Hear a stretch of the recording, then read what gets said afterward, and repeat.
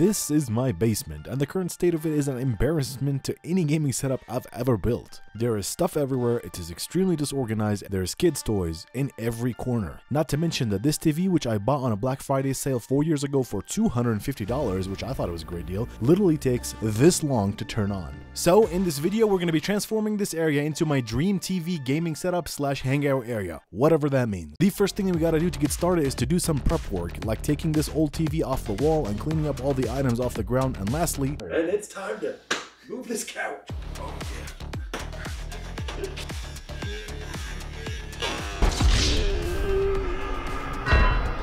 Now that we have this clean area for the TV, it was time to add a new electrical outlet on the wall so we can run our cables behind them. I highly recommend doing this step at any TV area because it will make it so much cleaner.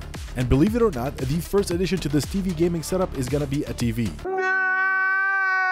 For the TV, I decided to splurge. I bought a 65-inch Sony Bravia 8 OLED TV, which has a ton of gaming features like HDMI 2.1 for up to 4K 120Hz, VRR or variable refresh rate, which is important to me, and the most important reason which made me choose the Bravia 8 over any other TV is Sony's XR processing, which is how the TV will interpret colors and contrast of any image onto the display, and it was the big reason why I went for this TV instead of the LG C4. I actually went to Best Buy and spent like 2 to 3 hours just looking at the different TVs and comparing things back and forth, and just the way the Sony Bravia 8 is what made me choose it over any other TV. Now, as you're watching me struggle put this TV on the wall, please remember the next time you are mounting a large TV that is very expensive, it is okay to ask for help and not be too prideful. Anyway, now that we've mounted the TV on the wall, it was time to add a console under it for all of our gaming devices. And for the console, I went for a budget-friendly option that I found online, and honestly, it fit perfectly in this white space, especially with that two-tone colorway. Side note, if you're interested in anything you see in this video, it'll all be linked down below in the description. To take this setup to the next level, we needed some good, high-quality, FPS adding lighting. The first thing that we're going to be adding is one of these 4D lighting kits from Nanoleaf that you can put on the back of the TV. It comes with a camera that can read the screen and display the lights accurately behind the TV to kind of give you a more immersive experience. Next, I got this RGB strip to put behind the TV console, which in my opinion looks really good and adds a little bit more depth to the whole area. And the last thing that we're going to be adding are these brand new products from Nanoleaf. They're called the Nanoleaf blocks. And in the beginning, I was a little bit hesitant to put them on the wall because I didn't want to refix the paint if I decided I didn't want them or I didn't like them next to the TV. But after I put them all on the wall and turned everything on, oh my goodness, this is looking amazing. And one of my favorite things is that I can sync all of these lights into one button and have full control over them in the Nanoleaf app, where I can turn them on, turn them off, or change the scene or the color to whatever I want it to be. Now, what would a TV setup be without a really good and immersive sound solution? So Sony heard about this video and was like, hey,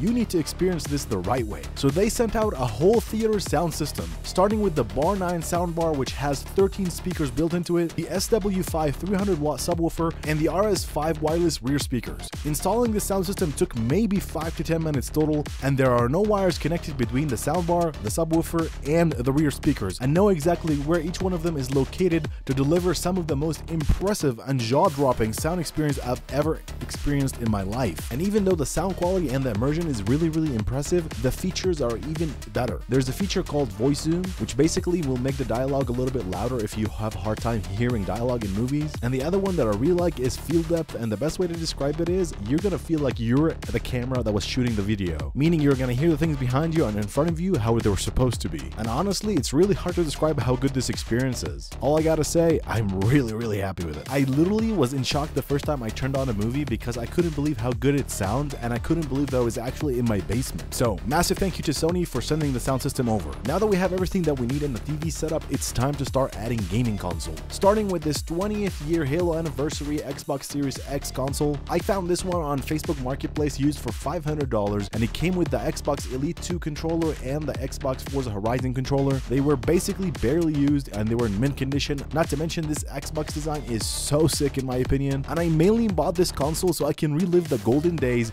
of playing Halo with my friends.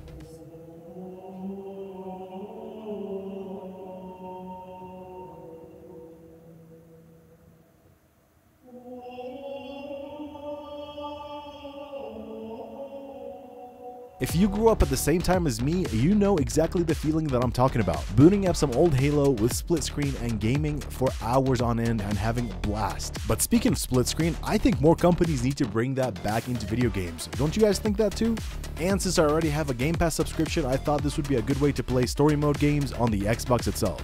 And if you guys have any recommendations for story mode games from the Xbox Game Pass, let me know down below in the comments and I'll check them out. For the next console, well, you're looking at it. It's the PlayStation 5 Pro. And I know it's quite a dumb decision to buy this since I already had the PlayStation 5, but I really wanted the top tier experience when it comes to console gaming, and this has the best features when it comes to ray tracing and upscaling. I pre-ordered it and I've been waiting for it to finish this video until today as I'm recording this. And honestly, after gaming on it for a few hours, I don't really notice a big difference between it and the normal PS5, but I'm hoping as more games get optimized, the PS5 Pro will shine. To pair with the PlayStation 5 Pro, I got this limited edition Astrobot controller, and this thing is a beauty. I love the design, the whole blue aesthetic with the all white, and I recently noticed I really like limited edition everything, especially when it comes to gaming, and that's why I picked up this controller. And by the way, if you haven't played the Astrobot game on the PlayStation 5, it's actually really enjoyable. I know it looks like a kid's game, but it's really fun. And to match the other side of the TV console, I put the stands for the controller, I added 2 normal PlayStation 5 controllers, and the Astrobot controller. Next, I wanted to add some handheld gaming devices, starting with the ROG Ally X, which honestly, this has been my favorite gaming device lately. It's super easy to use and has a long battery life, so you can take it with you on the couch or if you need to take care of business. And for the second handheld, I added the Nintendo Switch OLED model for those Mario game sessions with friends. And for over-the-ear audio to work with all these console, HyperX sent their brand new headset, the Mix 2. This headset would work with any of the devices I have, minus the Xbox unfortunately. It comes with active noise cancelling and 110 hours of battery life. But one of the most important things to me about this headset is the comfort. The cushion is made out of memory foam and it's cool to the touch, which is really nice on the ears, especially after a long session of gaming. Not to mention, the audio quality is actually really good. And the last thing I added to the setup is the Metaquest 3S. But if I'm being honest, I'm not a big VR gaming person, but I thought it would be a nice touch for friends to come over if they want to try VR for the first time or do some exercises in VR.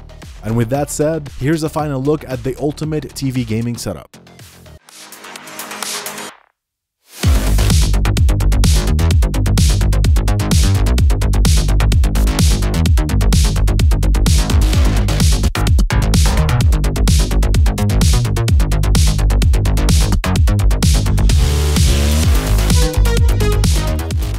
And that's a wrap on this video. I honestly did not expect this TV setup to look this good when I first started making this video, but it turned out way better than I expected it to be. The gaming experience has been over the top, and remember, I am a PC gamer, not a console gamer, and this is very enjoyable to me. But honestly, my favorite part is just having a laid-back session, watching a movie, and enjoying the OLED screen that I'm looking at. But with all seriousness, thank you guys for making this happen. You guys watching my videos here and on short form platforms make this happen. I truly appreciate it. Massive thank you to all the brands that sent products for this video, especially Sony with their awesome audio system. And if you guys enjoyed this video, make sure to throw a like on it. And if you like anything to do with gaming setups and gaming stuff, make sure to subscribe for more content just like this one. Other than that, thank you guys for watching, and I'll see you in the next video.